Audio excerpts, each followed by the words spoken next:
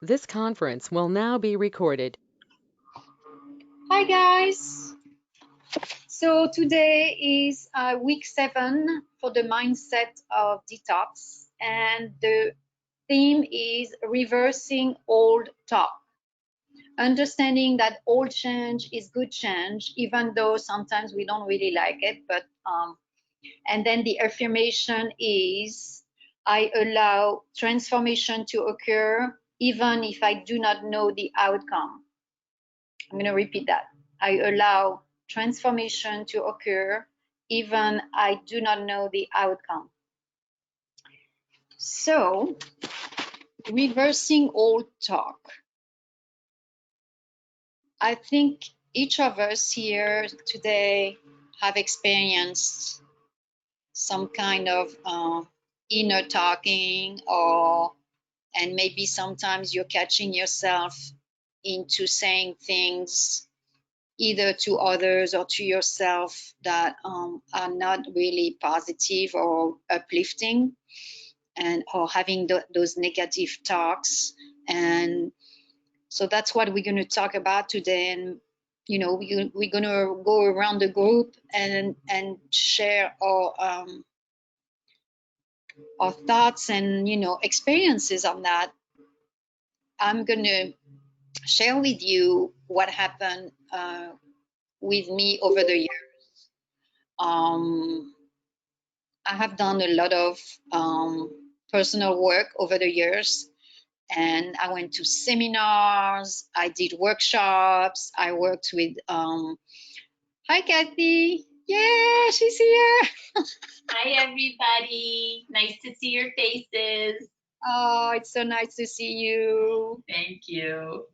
So yeah, I did a lot of work on myself for the last 15, I don't know, many years. And however, despite all this work I was doing, I caught myself one day about, having this internal dialogue of not supporting myself. And I was like, oh my goodness, this has to stop, because I'm not helping myself at all. And sometimes it's things that we don't even realize, like saying, for example, I'm just going to give you an example. Oh, I'm so stupid. Why did I do that? Things like this. We say that in a way that we joke, or we say, oh my God, we don't think about it, but we say things like that quite often. Or, oh, why did you do this? And we're being really harsh on ourselves instead of questioning the purpose of, okay, done that, and maybe dig deeper into asking ourselves, so why did I go through that process? Why did I do that? Why, for anything in life, with our partners, with ourselves, with our children, with people that we meet in the street, friends, people we work with. And so now when I really came to that realization, I'm not saying I'm perfect, and I'm not talking to myself negatively, but I'm being much more aware of it, and I'm looking at everything more from a place of being an observer, and that helps me a lot. So I just wanted to share that with you, because when we can actually step back from a situation without being caught up into our emotions, it's really powerful.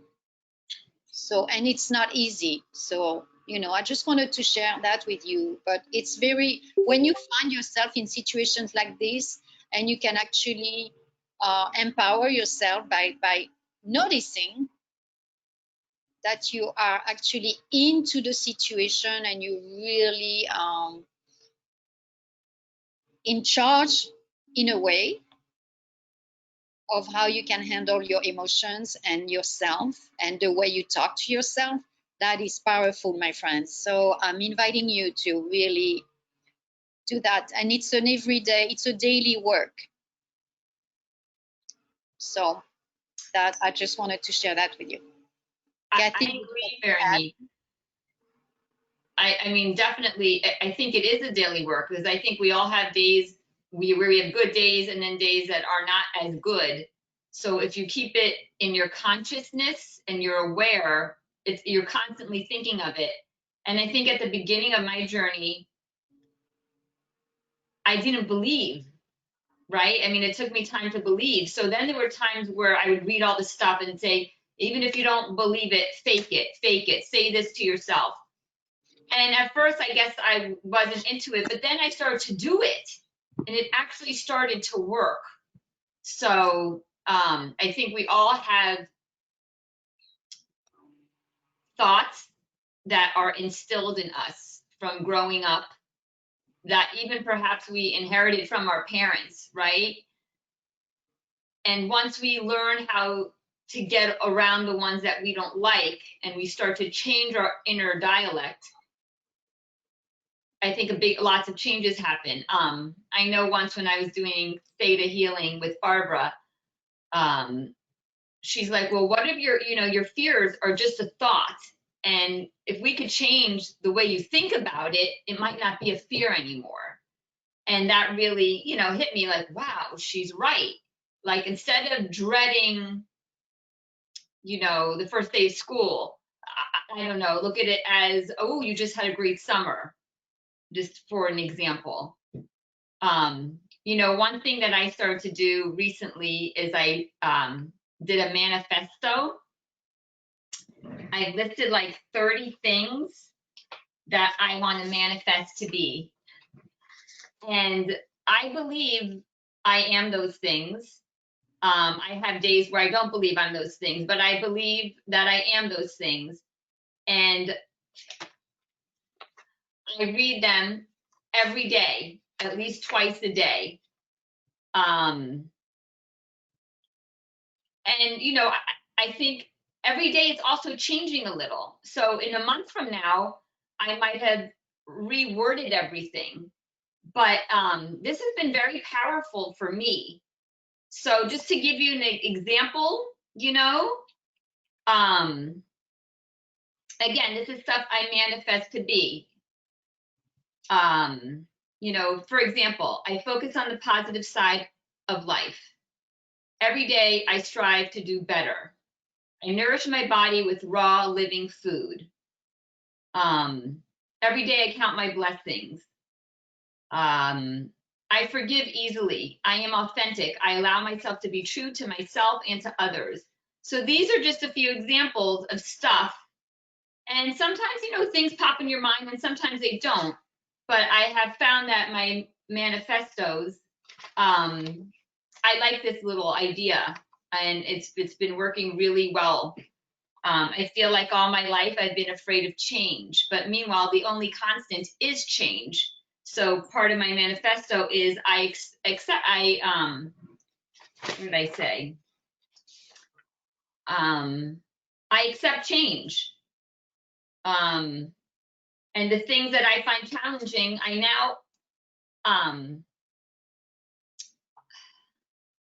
now accept that challenge. So it really is a new way of thinking. So there's my little suggestion. That's awesome, Kathy. Thank you for sharing your manifesto and what you're doing. I'm going to add to what you shared is that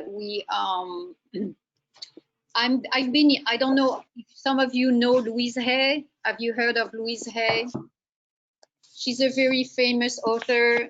She passed a few years ago already, but she's a woman that I really looked up to for a long time, and I still do. And I have this book from her called The Present Moment. Mm-hmm. And in this book, there are 365 affirmations. And I like to pick that book once a day. And I open it randomly and I pick a page. And I can assure you that every time I pick a page, it is so... I'm not sure what happened. Just tell her that's the way she has to get on right now. Oh, I'm unmuted. Hi, everyone. I'm so sorry. Hi. We were Tati? trying to we have a few people having trouble getting on because they were joining today's link, but when I joined your link for today, for Tuesday, it's working. So there's a few people that are trying to join. I'll let you continue. Okay. The same Thank you, happened to me. Tatia. So I was saying, yes, I like to use this book like almost like a game. So I flip the pages and I pick a page, and I'm going to share with you the one that came up right now. I express my emotions in joyous, positive ways. And I mean, how appropriate with what we're doing right now, Yeah. right? Energetically, we are attracting.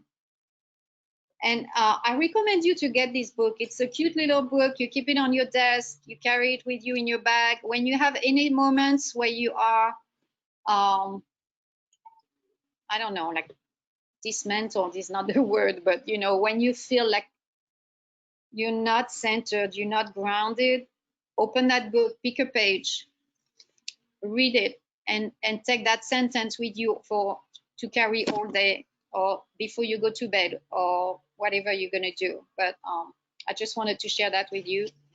And another book I like to read that is not really about affirmations, but I invite you to buy this book. It's called The Yoga of Nutrition.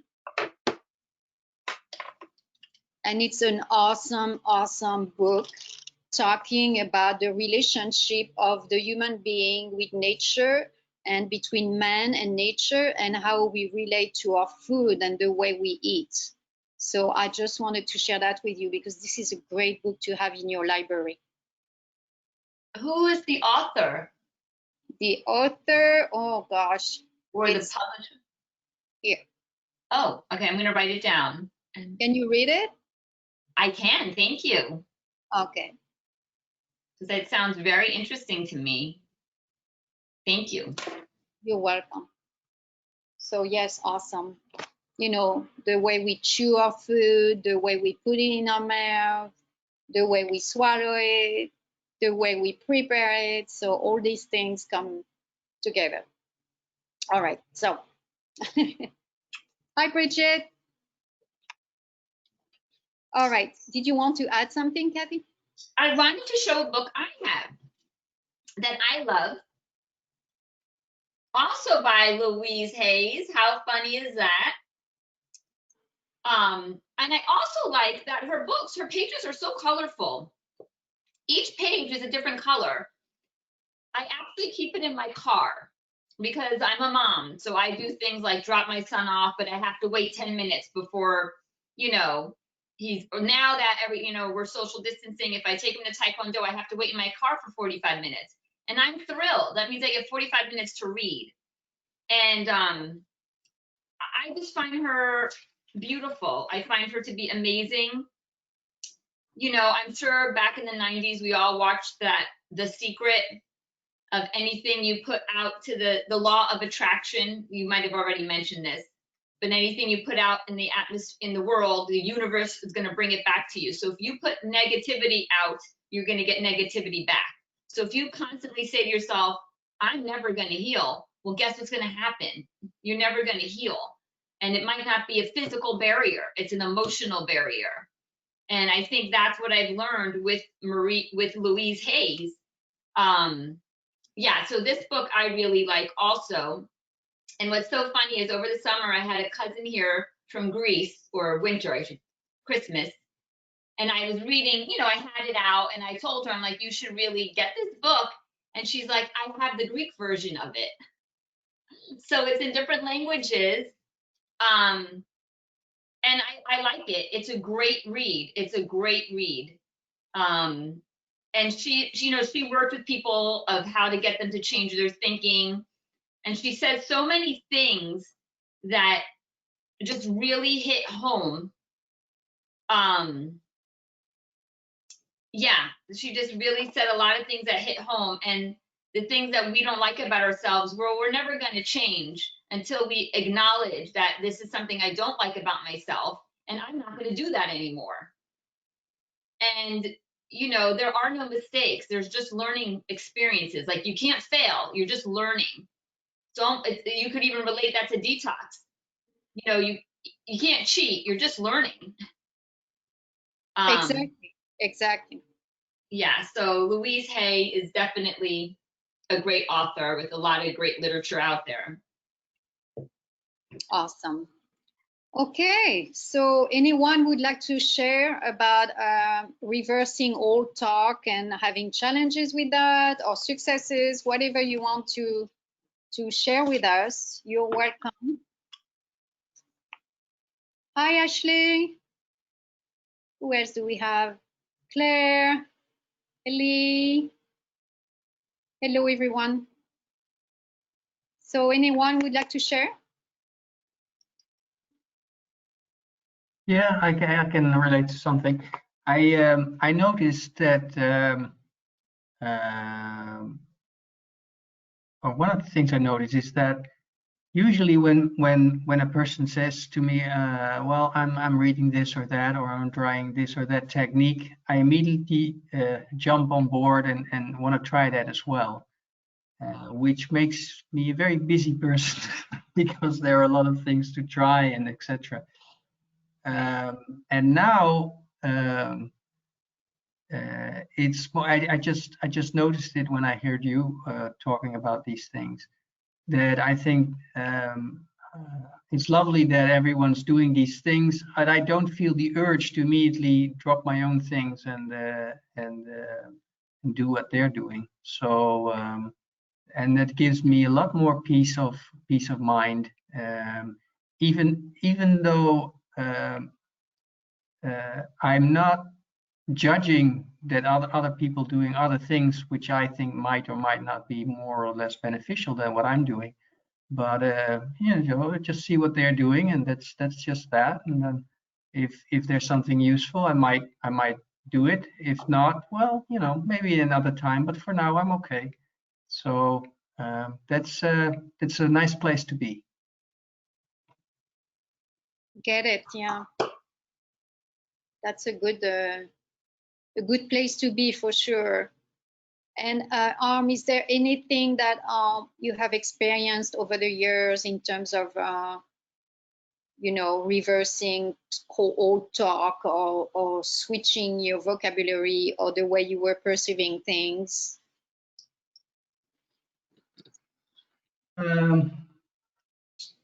Well, I'm more into observing any talk and trying to return to stillness and a mind of emptiness. That's more my focus.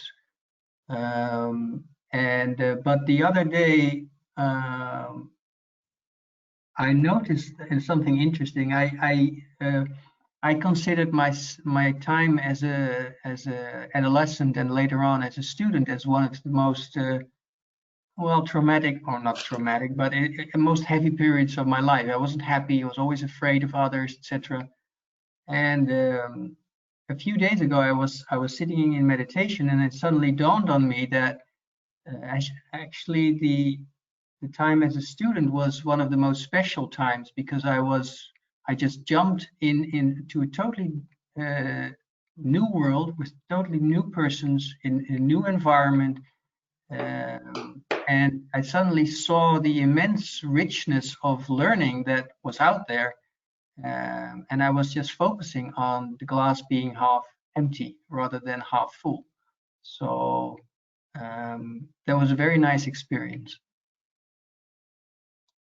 And so was there anything in particular that actually triggered the switch from like being a student into being more like a observing that, like?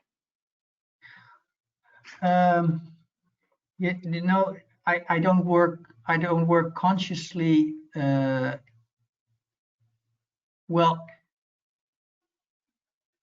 the staying in the observing mode is something I try 24 hours a day. But I'm not working towards a result or anything. I just try to stay there, and then whatever happens, happens. And and sometimes very negative things come up, and sometimes very positive things come up when cells. I noticed that both in physical detox or in emotional detox or even mental detox, things are stored in the cells of your body, and you never. It's like we were saying here as well. The detox is not a linear process. You know, some shitty things come up, and it's not like your process is going downhill or something like that. It's just, you know, things are being released and they're getting out into the open, and it's never the same. And then so just look at it and then and move on. Yeah.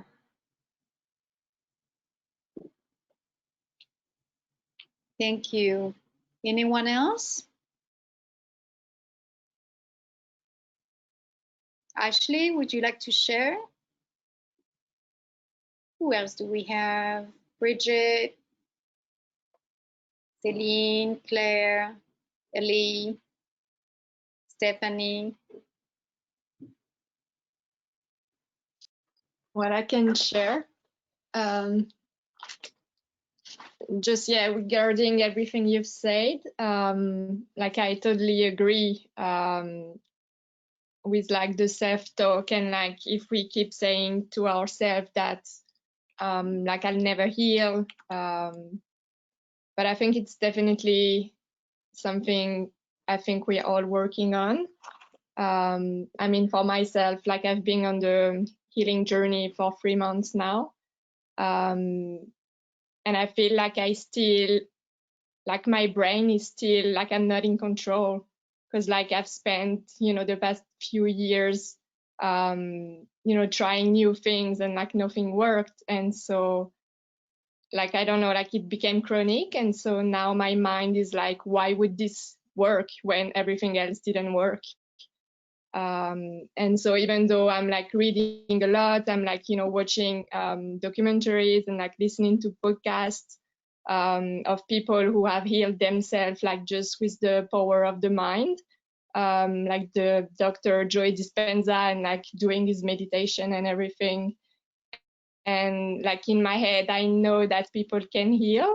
It's just I find it so hard to, you know, to apply it to yourself and to be positive and to keep having faith every day when your brain is just so used to, you know, the negative talk. And so yeah, I'm still definitely in the process of trying to shift things, which is not easy. So yeah.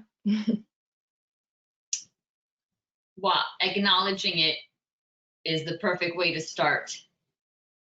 And I know when I started with my affirmations, I am healthy, I didn't believe it. I didn't. And everyone kept telling me to do it, and I didn't get it. And then eventually, you know, I got it, and now I know how powerful it is. I also think having gratitude is powerful. Although we all have our own struggles, there's always something to be grateful for. I have a book. Let me see if I could find it. It's all about gratitude, and it's amazing. Sorry.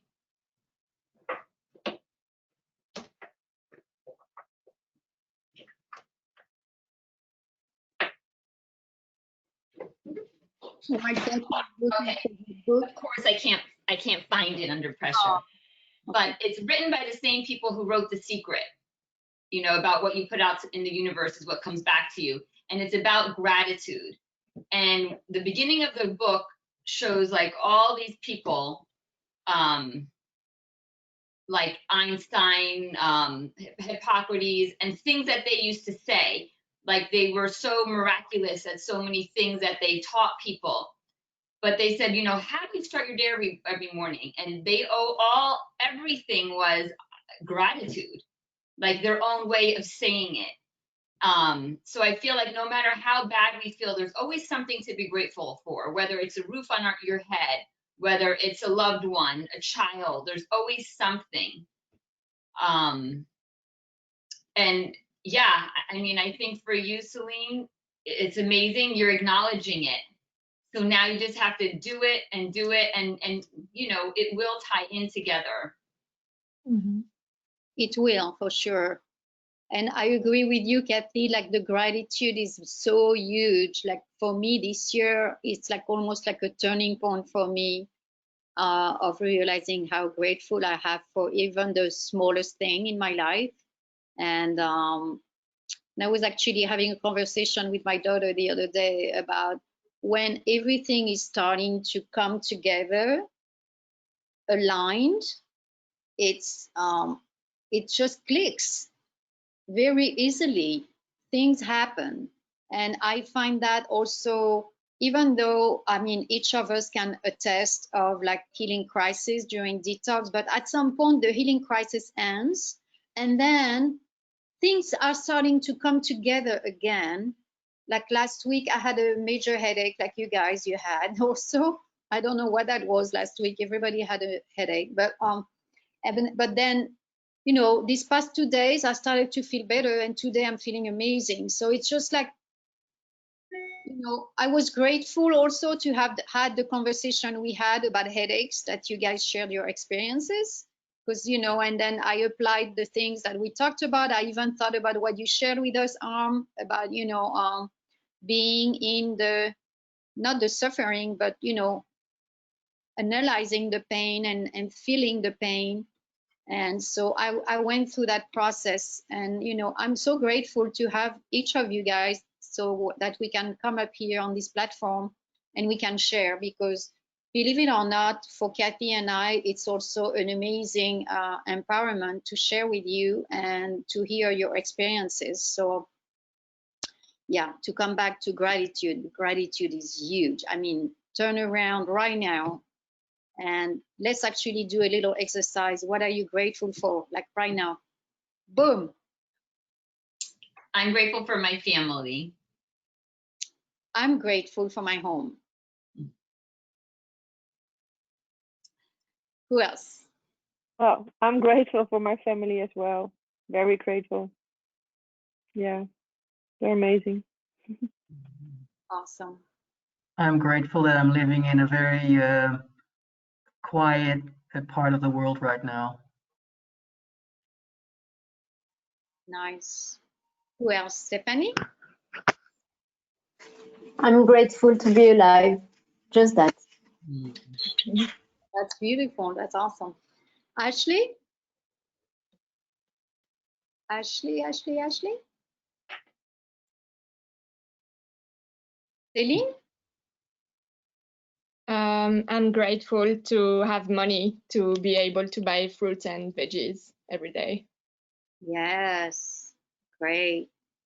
Claire? Let's see. Oh, yeah, I'm grateful for the family, and my daughter is going to have a baby in 2 weeks, so I'm going to finally be a grandma. Oh, congratulations. Yeah, That's 2 more awesome. weeks. Exciting. Yeah, very good. Yeah, everything is good. And yeah, I'm grateful that I'm in a place where I feel safe also, and blessed to have all things that we have. Yeah, and the knowledge and this group to get along, to get together with and share. So grateful for all that. Very nice. Very nice. Ellie, can you share with us? Can you hear me? Yes. Can you hear? Yeah. I am grateful for, of course, for my family, but also I'm grateful for my body. I think it's just amazing after everything it's been through. It's still so resilient and so amazing. It keeps them, doing such an amazing work at keeping me going. I think I had the coronavirus 2 months ago or so, and it was a terrifying experience. And because I used to be a heavy smoker, I thought it was going to be. I was terrified, to say the least. And I just kept on saying no, because no. It's not going to go badly. I trust my body. It's going to pull me through, and it did. and he keeps doing it. And this is probably the first time I'm looking after it in the way that I should have many years ago. But I notice now that even though I have abused it in so many ways by not looking after it, it's just kept me going healthy in in a general way, and it still does. So I'm grateful for that. That I'm so lucky, so lucky. Yeah. That's wonderful. Thank you. All right. There is only one person. I'm texting her right now. So I'm not sure, Bridget, I just saw your message right now. Can you say again what the subject of sharing was? What was it about the theme of the discussion today? Yeah. So this week was about reversing old talk and understanding that old change is usually good change, even though we don't always like change. But once we are over the hump of the change, it's usually a good thing, because it's easy to stay in our comfort zone, which is not always comfortable. And so stepping out of that takes courage and determination for sure, and really wanting to improve and get better. So in terms of health, it's really, I think we all agree on that here in this forum, is that we all want to be healthy. And like Kathy was saying, it's so true. At the beginning also, I was telling myself, I am healthy, but deep down I was like, no, you're not. Yeah. And I was like, stop it. So, and I'm just wondering also, it's also the influence from family, from friends, from what we watch on whatever media we're watching, either it's TV, radio, you hear so many things. We are being bombarded by so many things. I mean, I don't even listen to the radio in my car anymore, because every time I turn it on, there is a commercial about cancer. And I'm like, okay, I have to choose not to hear anything, and I just don't turn my radio on anymore, because or if I hear a message, I turn it down and I put it back on again when I hear music or something else. So, but it's just to say also, it's not just our internal dialogue is not only just from us, but it's being fed from so many different sources that a lot of times we are not aware of. So it's very true. I had a friend call me yesterday and asked me if I wanted to go on a Zoom call with a bunch of women to vent about the coronavirus. And, I politely declined, and I'm like, vent? I'm like,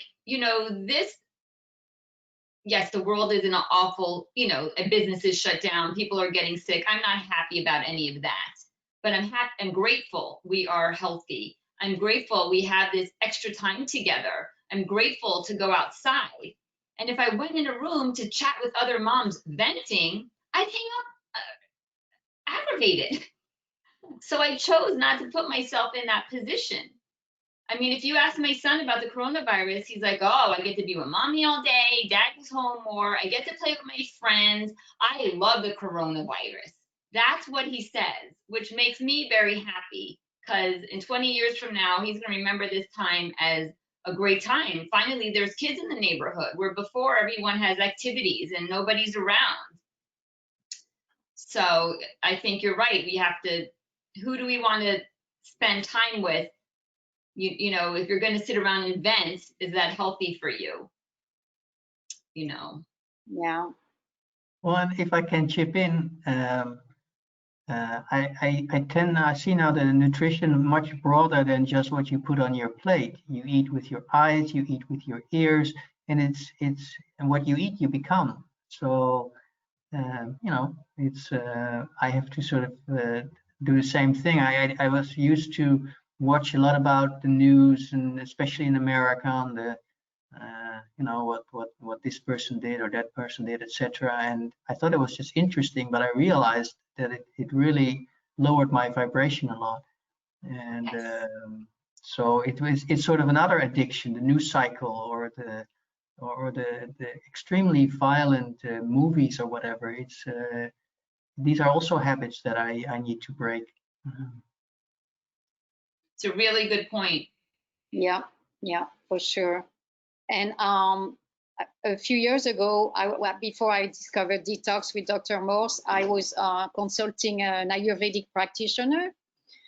And, you know, I was having symptoms of IBS and things like that. And she asked me, she was asking me, how do I eat and how do I chew my food and blah, blah, blah. So, and then she told me, she's like, Veronique, you know, you have to approach food just like you're approaching a lover.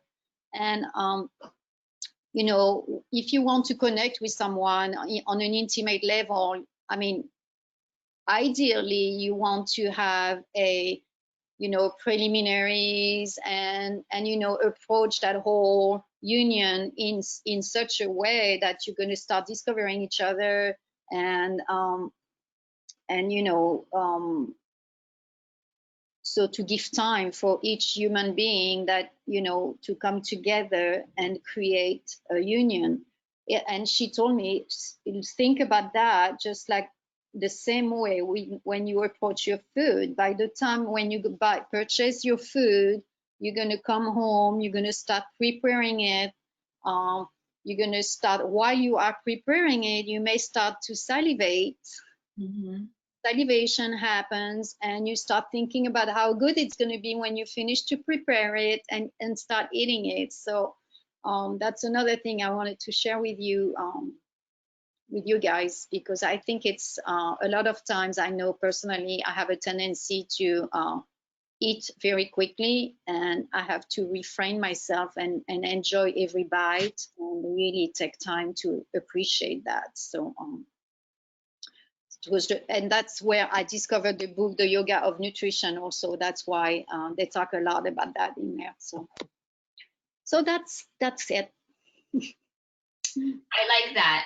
I agree. You know, I feel like before I learned about detox, you know, eating was just something you had to do. You know, it was like unconscious eating, like we've talked about before.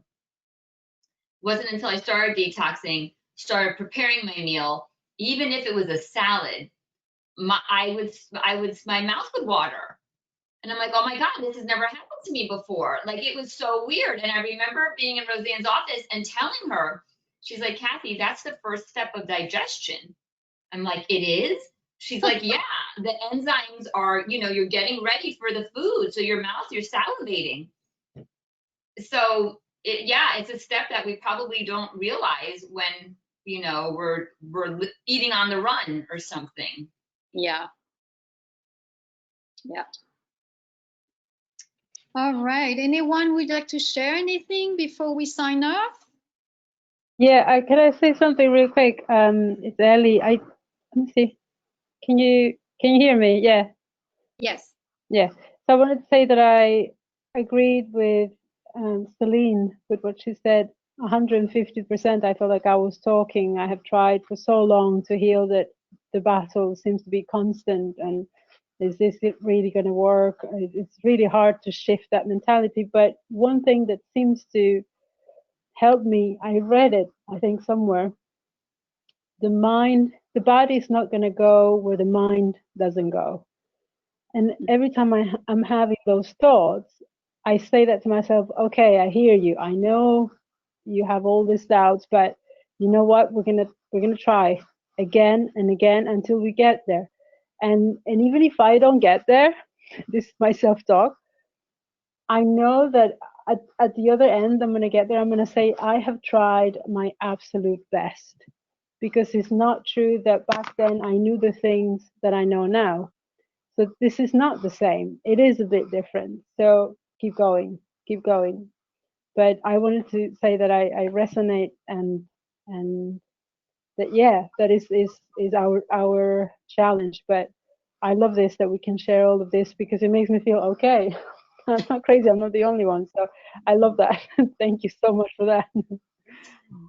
No, I'm not crazy despite my crazy hair. I would like to share something quickly.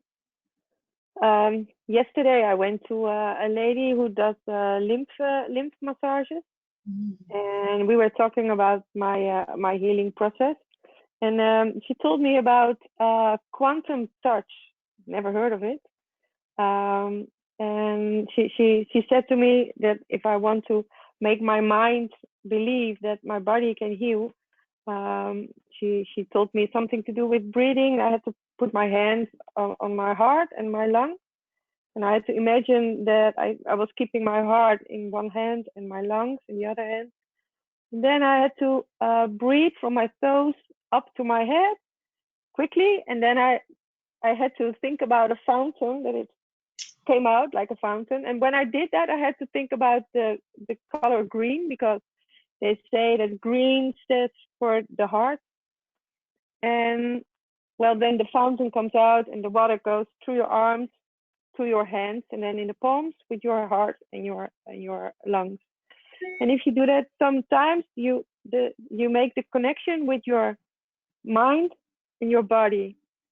And they say it's just like science, because it's so I'm gonna try it. Awesome, thank you. That is awesome. And it's about energy. It's about, oh no, I forget something very important. If you breathe and you think about the color of green, then you have to think about something that really opens your heart, like when your kid's coming to sit next to you and says, "Mom, I really love you," and that your heart does like this, and oh wow, that's so nice. And that feeling you have to take with you with the breathing. So I'm gonna do it. I'm gonna try it. That's wonderful. Next time we're gonna ask you. What? Next time we get together, like Tuesday or Friday, you're gonna share with us what your experience is with that. Yes, I will. Thank you, Bridget. Anyone else? No? I think another good person worth mentioning is Abraham Hicks. If you check him out online, he's a speaker, and he always talks about the source, which is your energy. That's how I read it. And if you put your source towards negative things, then your energy is going to be negative. You're going to get negative things. And if you put the source, and he always talks about aligning your mind with what you want, and whatever it is you want, money, health, whatever it is you want, you will get it. So I actually get emails from Abraham Hicks every day, and they're just very interesting. Some of them are short, sometimes they're long, but I just find it very uplifting. So if anyone also wanted to check him out. I like the meditations on YouTube from Abraham Hicks. There is so many resources, you know, whatever rings into your ears, I would just invite you to go with it, go with the flow, and have fun. I think Celine wanted to share something. Yeah, I just wanted to ask you, because you're talking about the source, and actually one of my friends recommended a book. I don't know if it's linked to, I don't know if you can see. Oh, yeah. I don't know if it has anything to. Oh, that's great. Yeah. The source, the secrets of the universe, and the secret of the brain. Yeah, I don't know if it's linked to Abraham. Looks Sorry? like I'm going book shopping today. Have you read it, Celine, or not yet? No, not yet. It looks very interesting. It does, yeah. Thank you for sharing. All right, guys. That's it for today, I guess.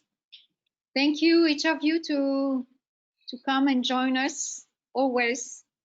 Thank you, everybody. I hope everyone has a wonderful weekend. Yeah. Stay strong and positive.